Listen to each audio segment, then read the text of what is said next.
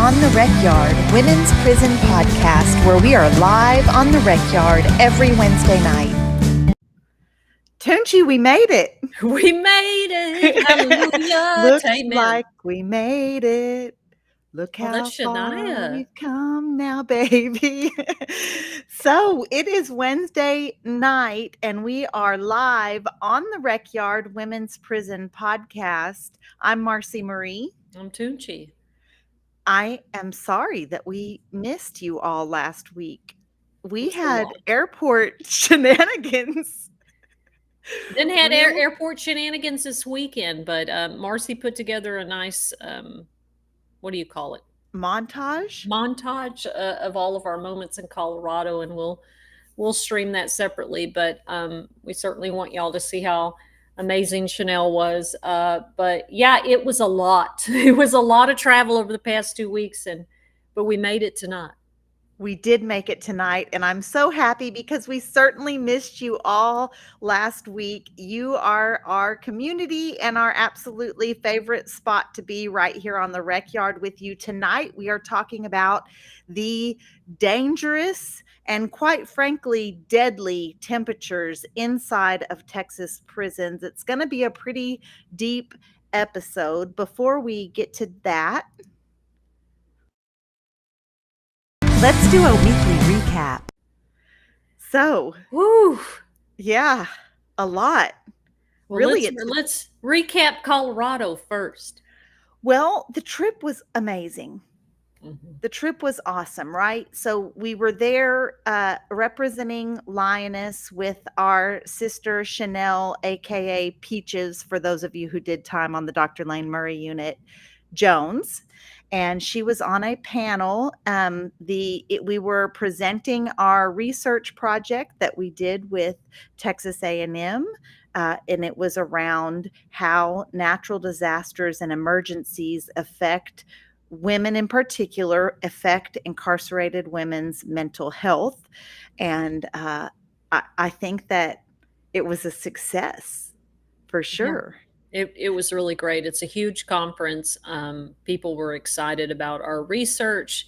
And also, like, you got to hang out with your kiddos, and I got to hang out with Peaches and the cub. And so we did a lot at the pool. We ate a lot. We hung out a lot. It was, you had some travel woes, though. You got stuck at the Hey, my daughters that were 8 months old and 1 year old when I got locked up and are now a freshman and sophomore in high school. I don't know how that happened. They had never been on an airplane, and we had never taken any kind of trip together. So it was like really exciting for that. And I think that they dug the plane ride there.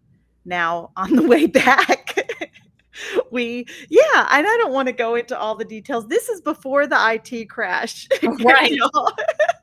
This didn't even have to do with that. We got on the airplane, and it was a hydraulic leak, and we had to get off the airplane, and they postponed it all day until the end of the day when it was canceled, and my girls were camped out in the airport.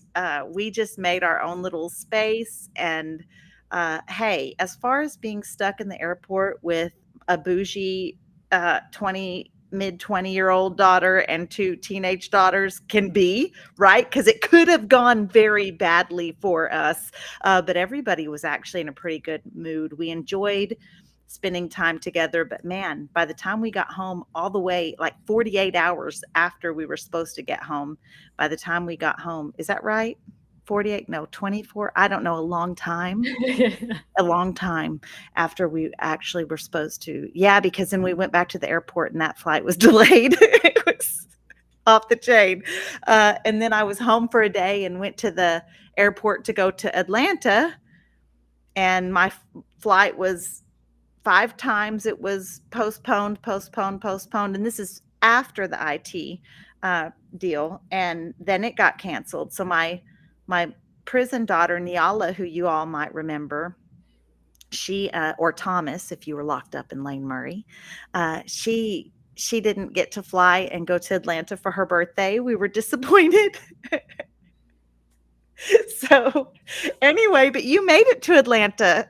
I did. I did. And there was, half of the guests that were coming to Pamela Wynn, an incredible advocate in Georgia that works really hard to bring dignity to incarcerated pregnant folks who are incarcerated.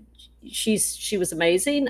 It was a really cool experience. We got to talk about our stories. You and Niala were able to zoom in. It wasn't quite the same as being in person, but you still got to participate a little bit. And then the next day, me and Lauren Johnson and the smaller group, Christy Puckett and several other really incredible ladies, I we had feel a like you're spa name day. dropping. I am name dropping. So You're like what? throwing all So these what? power advocates, these powerhouse, powerful women, boss bitch Yeah. women. Yeah. You're throwing their names out there like nothing. Pamela Wynn, Christy Puckett, Lauren Johnson. Councilwoman Brown. So Yes. I'm just saying, yeah, I am name dropping because I'm always very honored to be in the space with them. They are incredible, powerful women, and a lot of fun and very funny. And we went to the spa. We went to a fancy hotel. You may have seen pictures of me in a robe. Listen, I feel like you're not that great at posting a plethora of pictures, but the time that you were at a spa on truly a relaxing day where I was supposed to be there and couldn't be there because my flight got canceled, you posted, I don't know, 50 pictures, it felt like. Now, don't get over dramatic. I did a video of Lauren coming out of the water all slow motion. It was nice though. But y'all, I got stuck at the airport and my flight got canceled. I called Marci. It all worked out. Let me just say that. But thank God for the women in my life that keep me calm. I said, I'm turning it. I told Sarah, I was texting Sarah, I said, I'm quickly turning into my dad right now. And it's frightening and ugly. But it all worked out. Got on a plane, got home at midnight last night, and my kitty, look, y'all, there she is, back there. She's usually not on camera, but she's been up my ass. She slept on my She neck. missed you. You She didn't come loves home when you said you were going to be home. I know. I That's what know. happened. So yeah, it was a lot. It was fun and stressy and all of those things. And we're glad to be home today, right? I cannot not I can't start the show. We're talking about the dangerous temperatures inside Texas prisons. I can't start the show without telling my brother Levi Ray happy birthday. And if you guys watch any of my YouTube videos, his music is my intro and outro of those YouTube videos. And also, my daughter's birthday was yesterday, Lauren. And my prison daughter's birthday was this week. So it was a lot of happy birthday to y'all. Love y'all so much. And Toonch, anything else before we get started on this? Oh no, let's jump in because we've got an important week next week. We do have an important week this week, and thank y'all for joining us again. Thank y'all for hitting the like button, tapping the screen on your phone, commenting, all of those wonderful things. I see you, AIC Advocate, formerly known as the Department of Corruptions. We see you. Thank you for joining us. Carrie, we see you. Crystal, Justice, Life's a Journey. Tammy, new subscriber. Welcome in. My sister-in-law's here, Devin. And Niala's here. Happy birthday, Happy Niala. birthday. Yes, Niala. Diana, we see you. Yeah, love y'all. Love the community here. So the extreme temperatures in Texas prisons. What we know is Texas A&M did a research project a few years ago, and it exposed how dangerous the temperatures already knew are. It exposed what we already knew. having lived in Texas prisons with no air conditioning, with no climate control in the middle of summer. And it showed that some temperatures in the summertime, they were reaching between 110 degrees all the way up to one reported as 149 degrees. Now these were staff recording temperatures. This was their temperature log from TDCJ. Mhm. Just an unbelievable, again, validating what we already know. We know in the summer that it's dangerous, that people are getting sick, that the ambulances are coming, that it's hard to breathe. But to have this university do the research showing that, it put some weight behind it, right? Yeah. Yeah. It gave the credibility that, incarcerated people and formerly incarcerated people, our experiences is our expertise, right? Like, but there is an automatic loss of credibility just because we were convicted of an offense, right? So to be able to have researchers as well as respected as Dr. Purdom and Dr. Dixon at Texas A&M, one of the mega schools in in Texas, to be able to back those experiences up with data it has been extremely helpful. Now, has that done it? Has that gotten the temperature control in our prisons yet, Marcy? No, it hasn't. Absolutely not. It has not. What it's done is given us just a little bit of leverage with legislators, and helped in our advocacy work and things like that. Now, Diana's asking, does the Texas governor not want to fix the extreme high temps issues in prison, or does it take more than just the governor's approval? So it's go ahead, go you answer this, Toonch. So it's everybody's fault, right? Like everybody has a role here. The state agency, the House, the Senate, the lieutenant governor, and the governor, they all have a role and a responsibility. Some have shown a willingness, others have not, right? The state agency's responsibility is to stand up and demand that money to care for the people that they are responsible for. I have not seen them do that in a way that articulates the danger that their staff and incarcerated people are under. Okay. Second of all, now the House, we had a historic budget. We were money during the last legislative session. We could have put temperature control in all these prisons, and the House passed a bill that said let's do that. Right? It passed a budget. Let's go for it. It got over to the Senate, which the lieutenant governor, right? And I love when y'all are able to attend the stuff that we try to promote about civic engagement and understanding the legislative process, right? Like, because we try to do that education for the people on the inside. The lieutenant governor is the only one that decides when bills come over from the House. He's the one to decide which ones get referred to committee. If he doesn't want it heard, he doesn't refer it, period, the end. If he refers it to a committee, he's open for that bill to move forward. He referred the bill to the Senate Finance Committee, where it died. It never had a hearing. And from what we were hearing from that committee was not no, but hell no. And so we have some political will, and then on some side we do not. And I think, Marcy, it goes back to this old understanding of the heat. We are not talking about comfort. We're not talking about, oh, it's hot and sticky and uncomfortable. I'm really starting to believe that these senators and these people at the state agencies, they don't understand quite. They don't get it. They have this old understanding of what hot is, and that is not the hot we're talking about. Right. The hot we're talking about is the last summer that I was in prison, the thermometer in my dorm read 136 degrees Fahrenheit. They had it covered with a little piece of electrical tape so we couldn't see it, and we pulled some shenanigans and climbed up.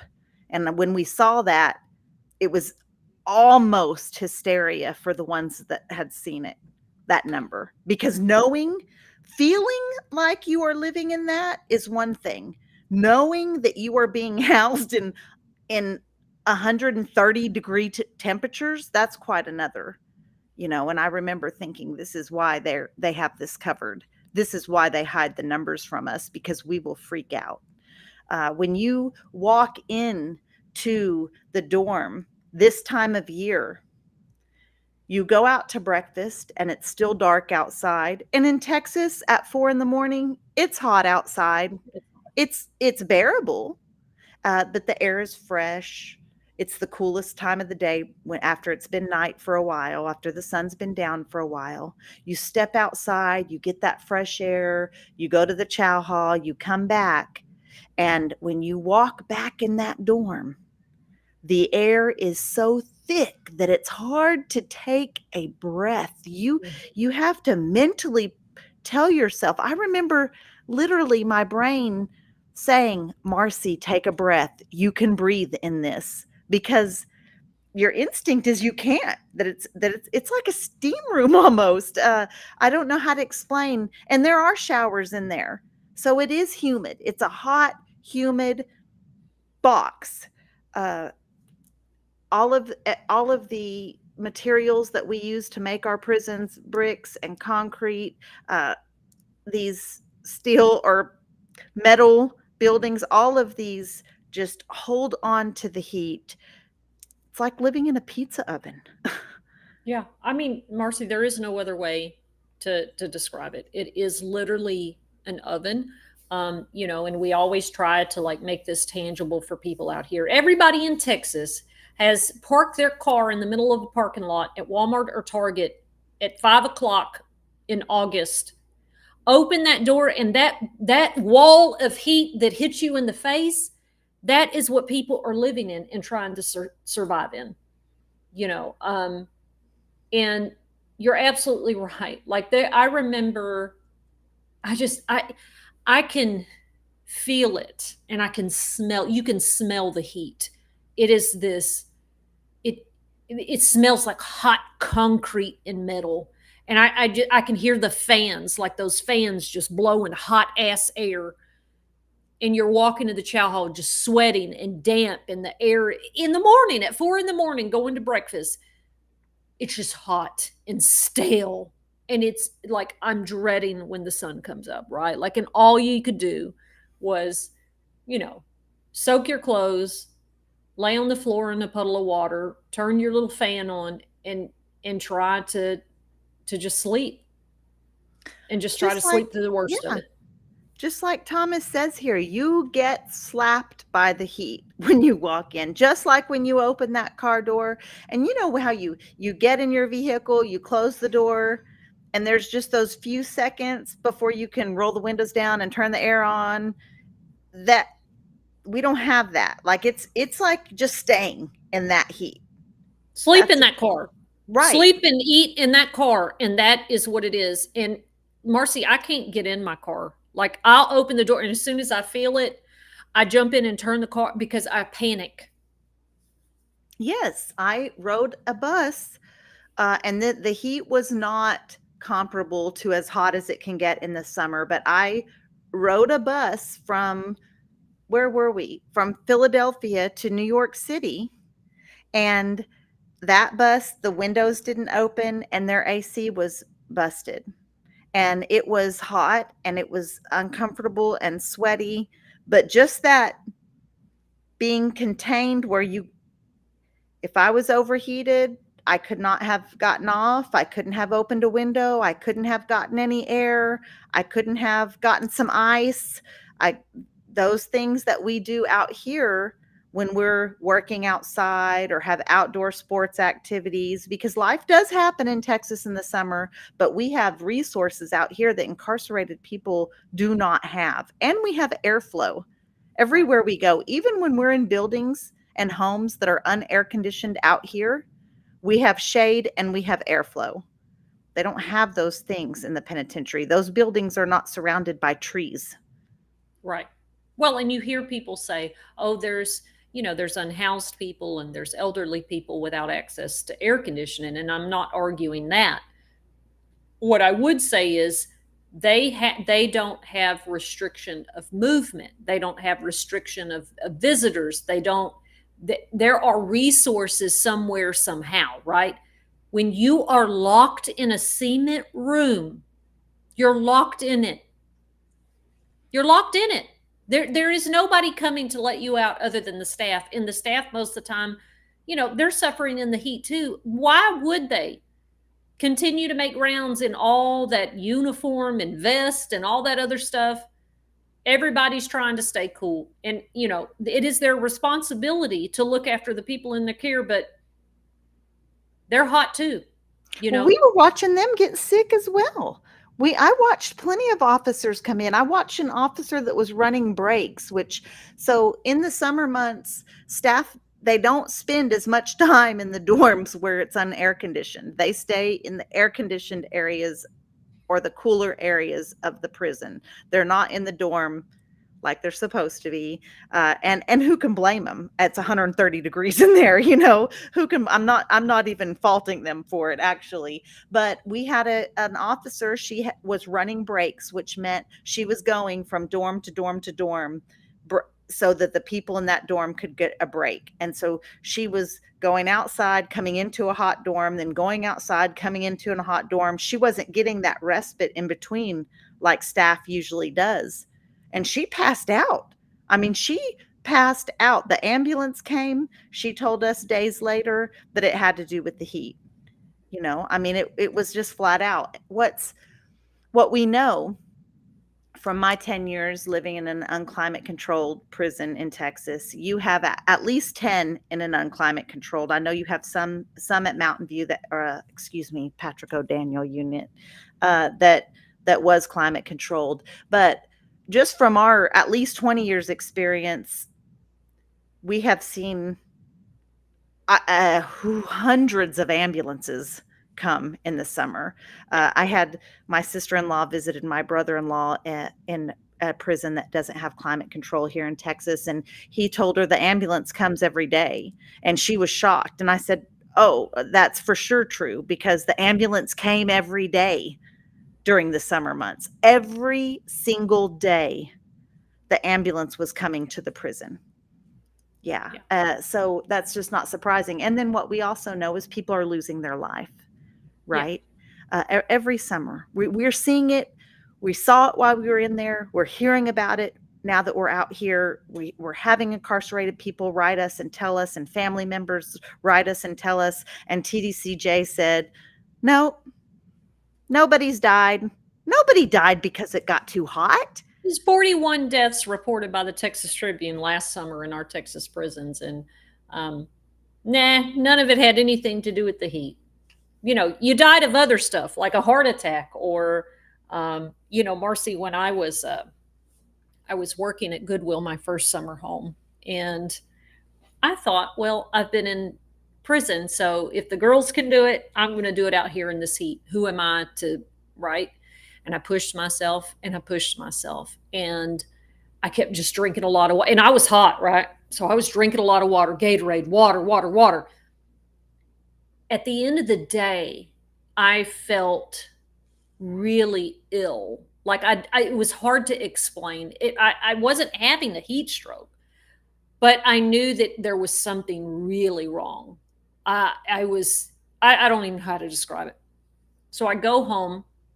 I'm dry heaving. I'm the pain in my stomach, my head, like, what's wrong? I did eat, right? But I get to the hospital. I finally told my dad, I said, I was on a monitor. So there was that debacle getting to the hospital. Something is wrong. I get there and they run tests on me. They said, Miss Toon, you barely have any sodium in your body.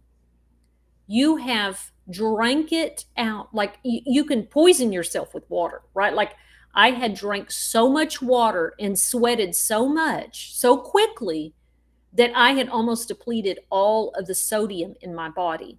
They were like, you would have died from that, right? Like, okay, it's not a heat stroke, but it was directly related to how hot I was. And so, and if that had happened in the free world, Toonch, your death certificate, your autopsy, this is really getting dark, but it would not say, it wouldn't say you died because you got too hot, right? It would say sodium depletion or whatever, right? And so that's how TDCJ is getting around and, yes, covering up heat related deaths. Now you and I and anyone who just heard that story knows that that was because you got too hot. You drank Right. too much It's because you common got too sense. hot, right? And how many girls do we hear from that are like, I'm doing everything I can to cool down? I've drank bottles of water, I've laid in water. There comes a point that you are so hot, there is nothing that you are now at critical, right? Like you can't cool down.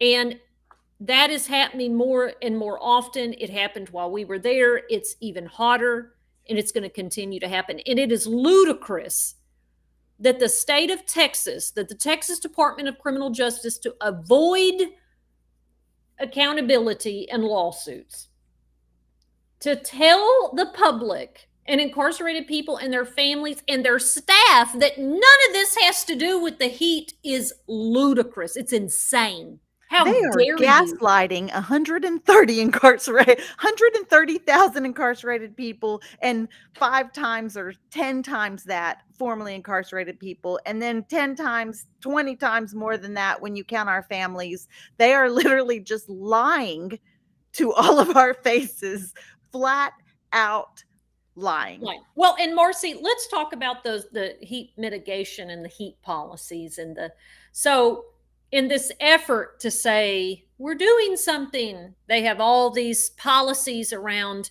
in the summertime. You can ask for water and extra showers and ice and respite and like all the um, little efforts. I don't know what else to call them to mitigate the heat. To say, well, this will lessen. What do you personally, as a person that did that much time at Lane Murray, how effective is all the heat policies? Are they implemented? How much access did you have to them? Did they fucking make a difference? I was locked up when those policies went into place, and they went into place as a direct result of a lawsuit that had to do with one men's prison. When those policies were implemented, let me tell you, they came around and the paint crew painted the word respite on the schoolhouse, the chapel, medical building, the admin building. And we some of us, me, I'll just say me, some of us, lots of us didn't even know what the word meant. You know what I mean? It was just painted there. And we're like, what is this? What is this? 2 years later, 2 whole summers later, one of the officers said, and I had been there a while. I know a lot of people. I talk a lot to a lot of people. And he said, Simmons, come here. I'm like, God, what is it? You know? And I get over there and he said, you see all these words, respite? You're supposed to get to go there for air conditioning. When y'all are hot, when you feel overheated. I said, what? He said, yeah, it's policy. I said, are you serious? Like what? And he said, if y'all ever want air conditioning in these prisons, everybody needs to ask for respite. Like that was an officer telling me basically, can't you get these people to ask for respite? Mhm. And so we did. We started asking all the time, and not hardly ever getting to go. And if you were in cell block housing, just forget it. First of all, if you were housed in solitary confinement, forget it. That was zero. You were never getting to go. If you were medium custody, they would hold respite maybe at 8 o'clock at night. Like you couldn't ask for it when you felt overheated. Like that wasn't happening. And for us, it was just hit or miss. And then even if they had a respite area, if they had staff available to babysit us in a respite area, you would have it would depend on the officer in your dorm because you would have to get fully dressed. So now you're already sweating and hot and having a hard time maintaining your sanity, quite frankly, but also just your body to make sure that you're okay. And now you have to put on these horribly hot pants, thick, unbreathable material shirt. So you are fully dressed now. And then you have to put your house in complete compliance, which is against the policy. That's Right. not what the policy says, Right. right?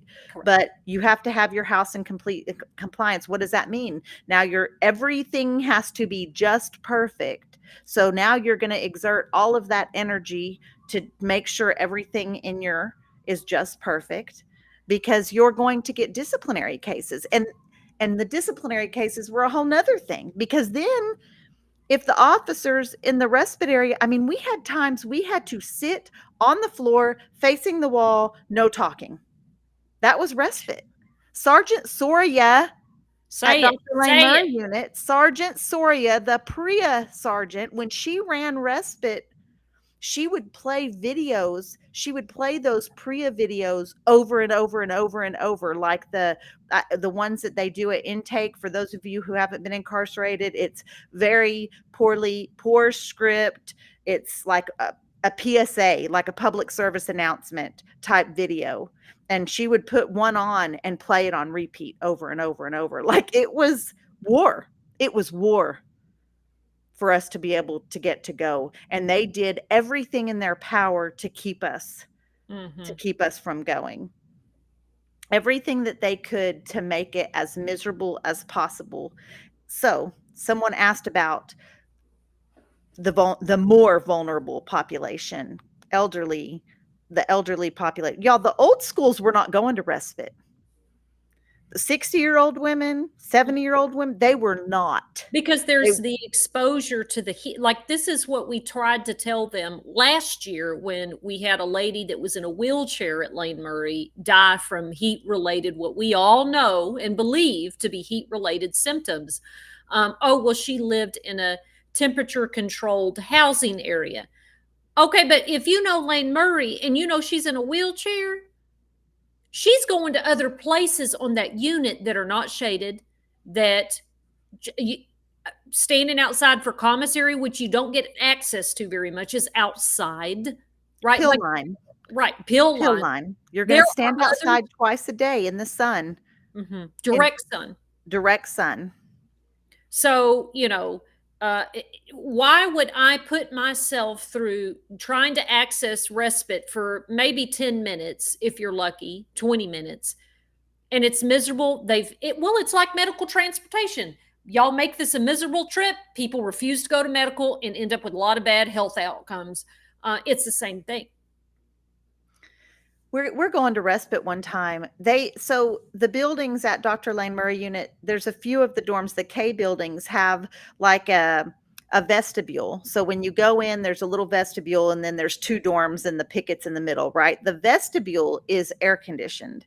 So they would offer respite there first. Now there's 200 women in this building. Right. They can have 10 or 15 there, and maybe less. I don't really remember the number, but we're there. We're in the and when it gets to overflow, they're supposed to send us to other areas on the farm, right? So this officer, she just is calling the lieutenant saying, I've got these people for respite. Because policy says they cannot deny it, right? Policy says if they want AC, they can have it. It's available.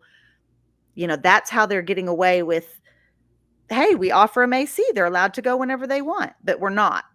you know so anyway, she calls an ICS and says, I feel like I'm in danger, because she was sitting in that vestibule with all of us. What happens when an officer says they feel like they're in danger? They're coming to get all y'all. They're coming to get everybody. Yep. They're suiting up. They're coming in with their spray in their hand. They've got the camera. I mean, that's what this is why people aren't going. Like even trying to get there, there's so much risk that comes with going. So much getting in trouble, all of these things. Yeah, I mean, the disciplinary cases that they write at respite are off the chain. You can't say one word. Can't speak. Now the men, I don't think the men are treated that way. Guys, No. if y'all are watching and you did time when they were doing respite, if you've been locked up between about 2017, 18, and now tell us what they're doing for respite on the guys unit.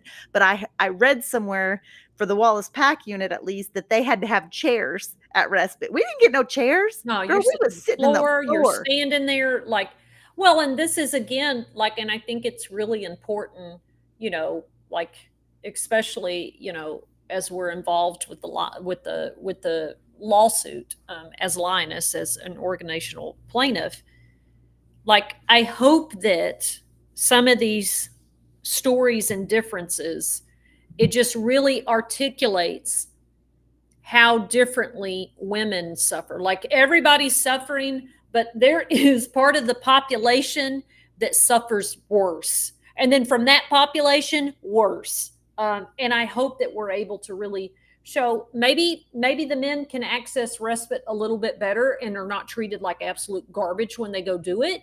But we were and are and threatened and punished.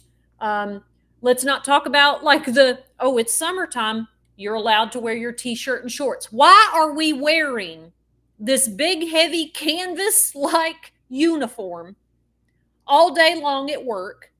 And then don't get me started, Marci, on the wardens that if you go to the day room, you have to be fully dressed, right? So people don't go to the day room because they don't want to get fully dressed because it's uncomfortable and hot. And that is also against the heat directives. And then the water, right? Like, we bring ice around every hour. That does not happen. The ice There's not machine a is machine broke. big enough. There's not an ice machine big enough to even let that policy happen. Even if they had staff, even if they wanted to, it's impossible for them to make that happen. We're fortunate if we get it 3 times a day.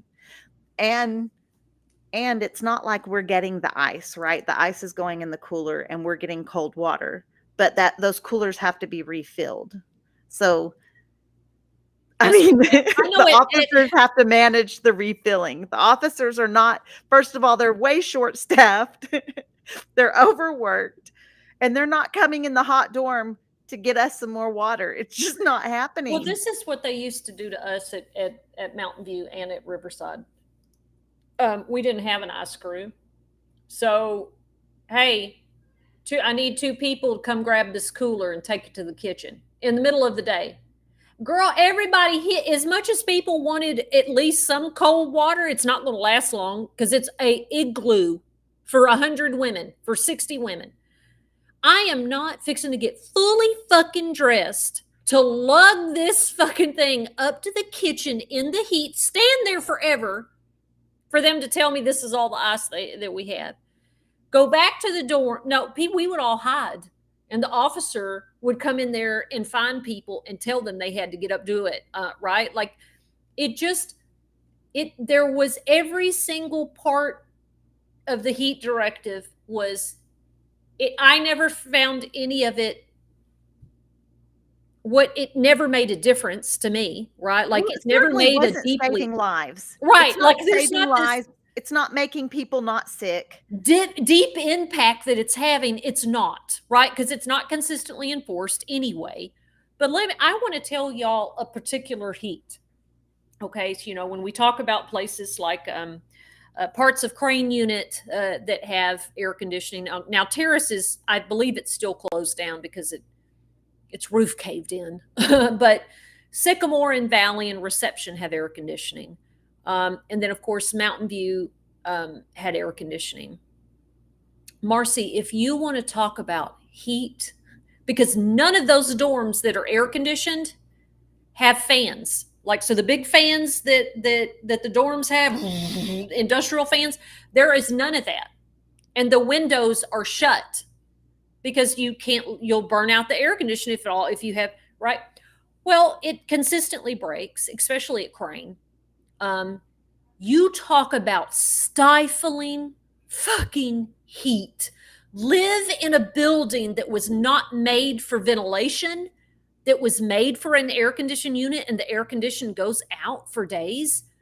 You literally, you're suffocating.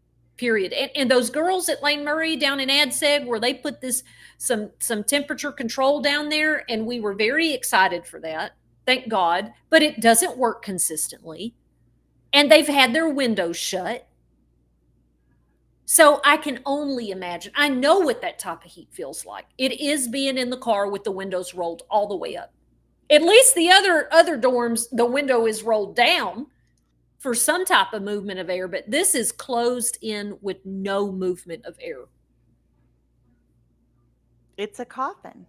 It's a concrete Yes. Mm-hmm. coffin, and people are losing their lives to that. I and last summer, and it was really hotter last summer than it is this year.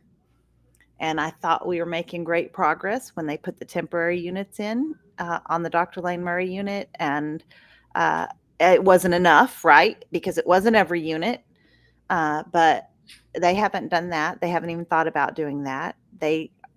They're they don't care. I just I think that it just speaks to the systemic issues, the borderline issues, the culture of oppression, this idea that incarcerated lives are less than, that the value of their life is not there is no value. I think it's just this whole idea, and it's a statewide issue. When you said, like, who's responsible, when we were talking about who's responsible, I thought, well, us too. We are too. We are too. The public is too, because our tax dollars pay for this prison industrial complex in our state, and they are tasked with taking care of human lives, and they're not doing it, and no one is holding them accountable. Well, and not to And mention, Marcy, that a lot of people, y'all better get you some political education. And I'm not here to tell you who to vote for or how to vote, but you need you some political education, because I've, you know, people of a certain political persuasion are shocked when their politician and the people they voted for do not stand up for incarcerated people because their husband is locked up, or they themselves, usually it's their husband or their boyfriend, and they're shocked that, well, I just thought my party and my political party, this was not what I believed and was presented, and because I care about this other party issue. I said, well, you got to pick, right? Like, if you're voting for that political party based on issues like reproductive health care that you don't believe in, then guess what, baby? You're going to have to ride that horse, because they are not the party that cares about criminal justice, prison abolition work. They're not. They believe that some people belong in prisons and should be punished until they're dead. And that is the truth. Do your political education. And we are responsible for the people that are in office, and so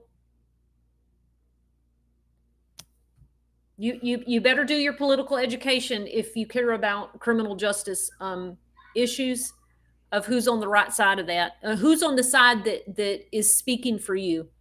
And if you're holding on to other issues, well, then I guess you got to pick which one is more important to you. I don't know. I don't know what to tell people in regards to that. right. I just well, what can we do? So we have people that are watching this episode right now thinking, first of all, we have some people that are hearing for the very first time that 70,000 plus people are in Texas are incarcerated in non-climate control facilities, and that the temperatures are like my dorm, my last summer, 136 degrees, and that people are dying, and that there are laws in this state protecting animals but not humans, you know. Protecting So people in Texas jails. Jail yes. standards maintain that the temperatures have to be 65 to 85 degrees in every county jail in this state. So what can people do, Toonch? What can they do? If Well, they feel is inhumane, if they feel that all human life is valuable and people should be treated not just humanely, but this is not even about humane temperatures. We're not even talking about we're just talking about keeping people alive, keeping people from getting sick. We just want safe temperatures, what can people do? Well, for sure, they need to contact their legislators, and you need to do that political education to understand, does your legislator speak your values? You need to look at the history of how they voted. You need to see what they're doing for you, and you need to apply pressure as a constituent, right? Like, hey, especially if you voted for them, right? Like the pressure needs to go there. The Senate Finance Committee, you need to look and see, you need to educate yourself how the system works, how democracy works. I know that sometimes it can feel like it's hopeless, and in Texas it can feel really rough, but you have to participate. You can't sit on the sidelines and cry and bitch about stuff and not participate. And the perfection is the enemy of good. I think I've said that right. So there's a lot of stuff in the party that I support, and the political sway that I have, that there are things that I don't always agree with or like, but I'm going to tell you something. The issues that matter to me the most, I'm a ride with them. I'm a ride with them. Right? So you really have to evaluate, what are your most important values? Do you understand politics? Do you understand who's in those buildings making those decisions? And you have to go vote.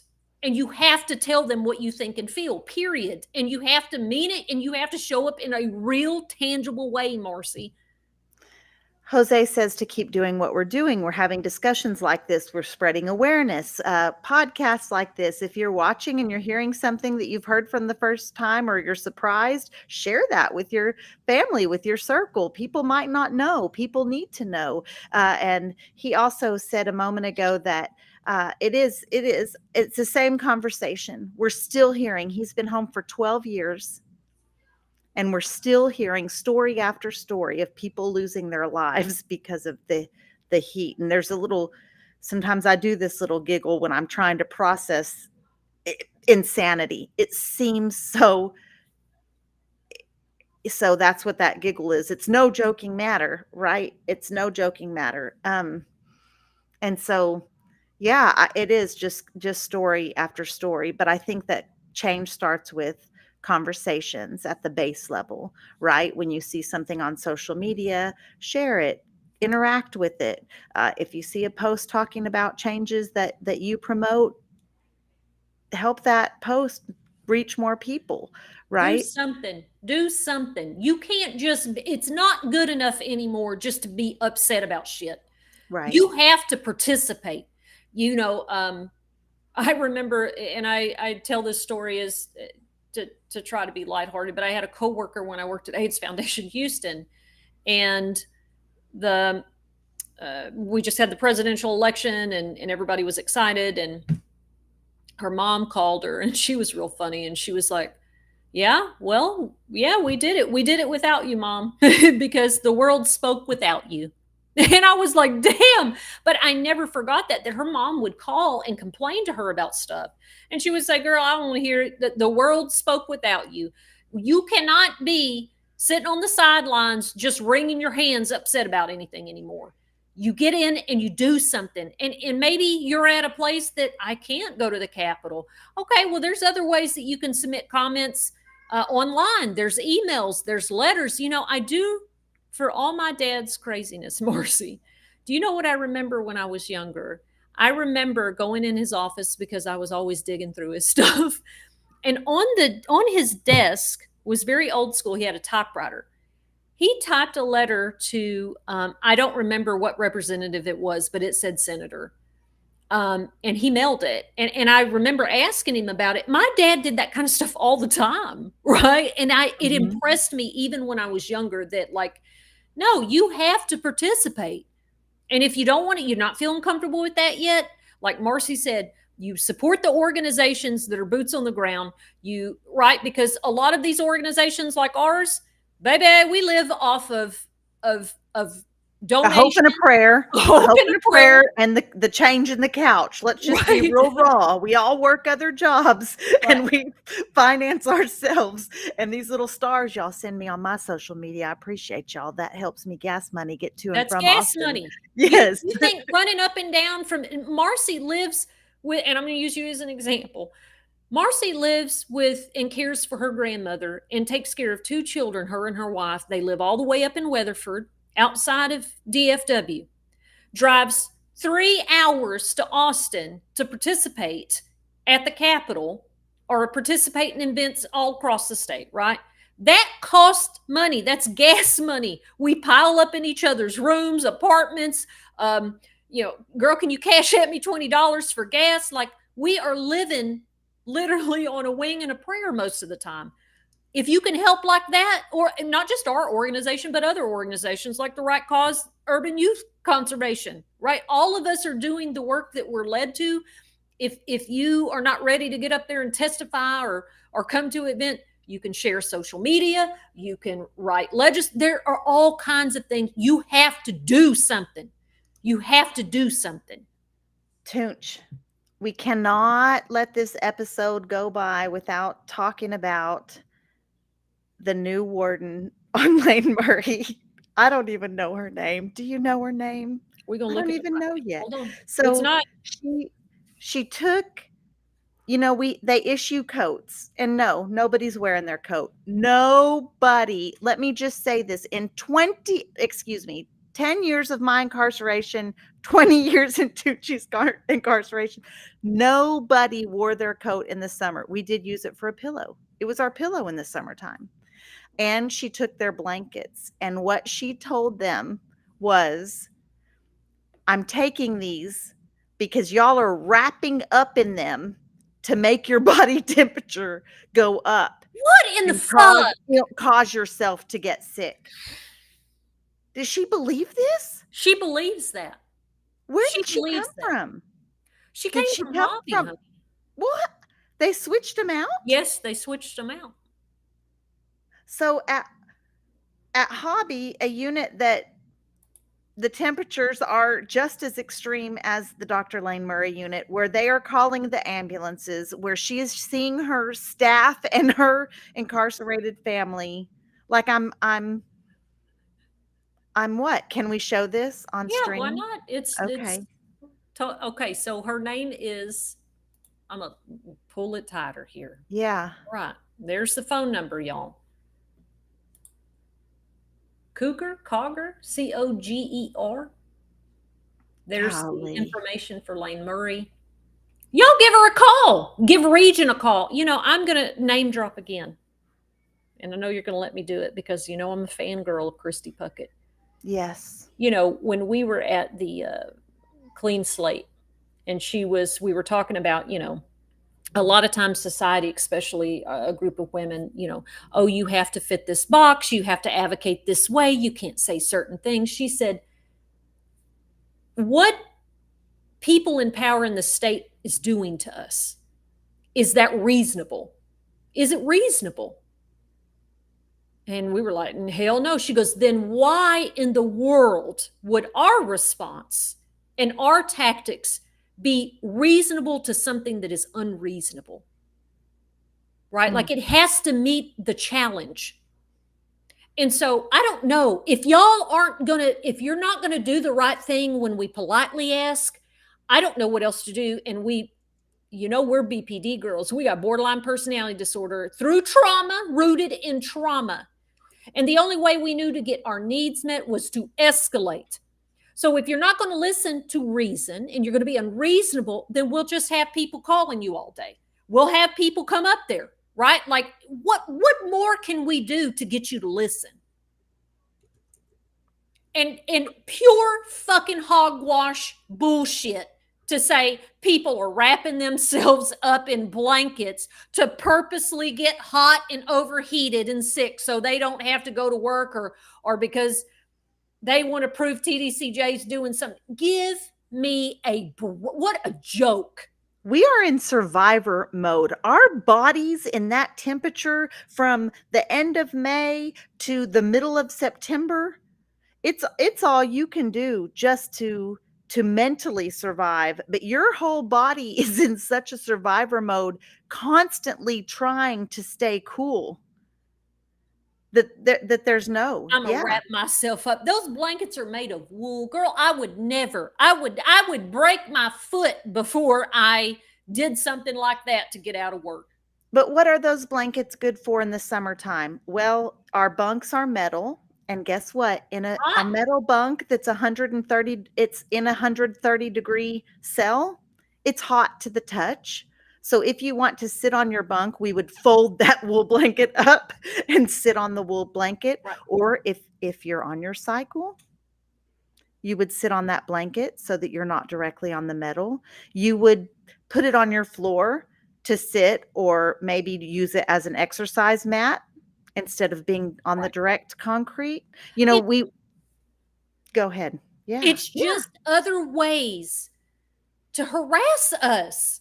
And I know maybe even from the outside world, it's like, well, golly, like I can understand that's crazy and fucked up, but like, boy, y'all are really angry about it. It is constant with us. It is constant ways to fuck with us.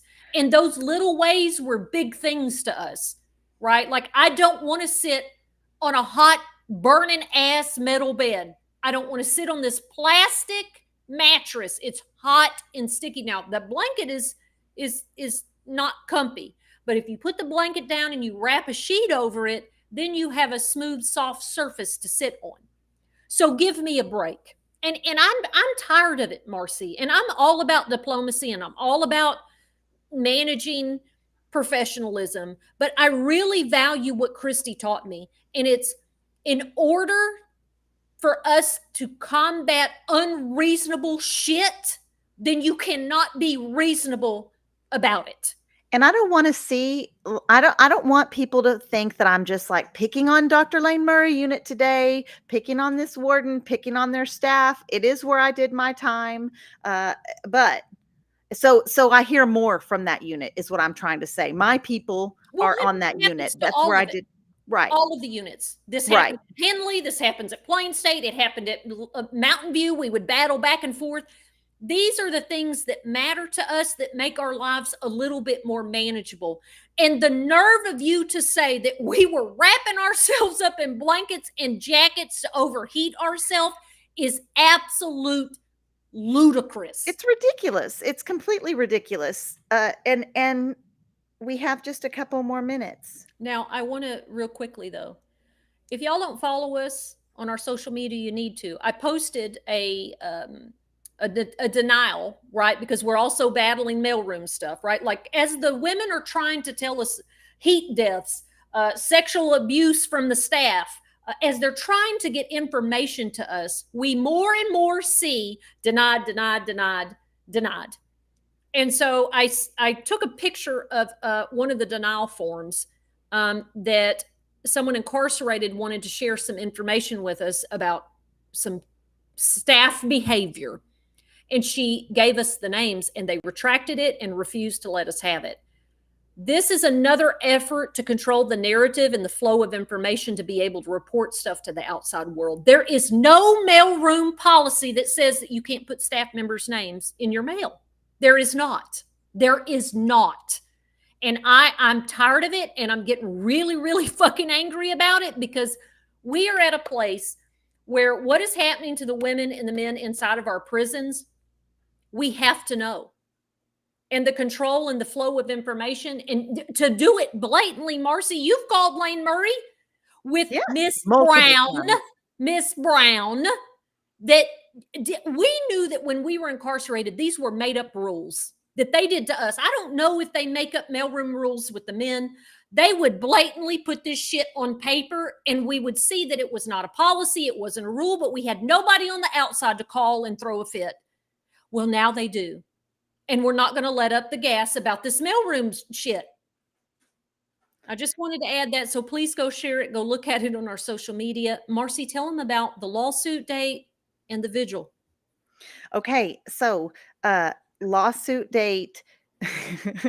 You just threw that out there. Is it the 31st? I believe it is. It's next week. from the I just looked the night before at my calendar. I I don't know know what I'm doing it's from one day to the er, next. It's next week on Tuesday. Is that the 31st? the Somebody help me 30th out. and the 31st and the And the 1st. It 1st. So it it starts might the be 30th. yeah. It starts Tuesday the 30th, and this is the lawsuit. Lioness Justice Impacted Women's Alliance is an organizational partner. We are asking the courts to require TDCJ to stop housing humans in dangerous and deadly temperatures. We're asking for the same policies that protect incarcerated people in Texas jails, which is temperatures between 65 and 85. Again, not comfort, just safety. Nobody's comfortable in 84 degrees in Texas, believe me. But you are safe. And that's what we're asking for, safe temperatures. Now, this is the preliminary injunction. And what this is, because we know that lawsuits can go on for years and years. And so the lawyers have got this preliminary injunction, which it was granted to hold a hearing saying, hey, while we're fighting this, people are dying. Can we stop the people from dying while we're fighting this lawsuit? And how do we do that? Safe Marcy will temperatures. be, I believe, testifying. There's going to be a lot of people testifying during these hearings. So you are more than welcome to come to Austin. It will be at the federal courthouse in Austin, starting at 9. That's all the information we have currently. But if you stay up to date with our social media, with Linus and certainly Marcy's personal pages, um, we'll keep y'all as informed as it happens. And then tell them about the vigil. We are having a prayer/candlelight vigil in Gatesville. And it is on, did you look up the date? I just told you. It's I just August 3rd. August August 3rd. 3rd. Thank you. That's a Saturday night in Gatesville, Texas, at the courthouse, August 3rd, 8 p.m. Representative Sherman is going to be giving opening remarks. Rev Joe, who you all might know from TikTok and from her church in Austin, she is going to be offering a prayer. And we are going to have uh, families and loved ones, formerly incarcerated people. Honoring the, we'll be honoring, we'll be, I don't even know how to say it. We're going to stand in solidarity with the incarcerated Texans and staff that are currently in Texas prisons enduring these dangerous temperatures. And we will be honoring and remembering the numerous lives that have been lost because the state does not require safe temperatures in our prisons, Right. and we'll be honoring the victims. So if you would like to join us on August 3rd, 8 p.m. In Gatesville, Texas, at their courthouse, it's pretty easy to look up, but you can follow our social media. We will all be there. If it's just a handful or a crowd, it doesn't matter. We're going to be there, and we're going to, make sure the incarcerated. We chose Gatesville not just because the majority of us were incarcerated there. It is the birthplace of youth injustice. It has a long history, and was built on carceral settings. And what is so, I don't know, Marcy, surprising is that the people of Gatesville are very kind, and they often do not know what their own loved ones endure who work in the prisons. That's Right. what we found out very quickly going to that community and talking to folks. The same way we hid stuff from our loved ones, the officers and staff often hide what happens in those prisons to them from their own loved ones. So it'll be a community event just to be, like Marcy said, just holding space for each other in this really difficult time of year. It's got to end.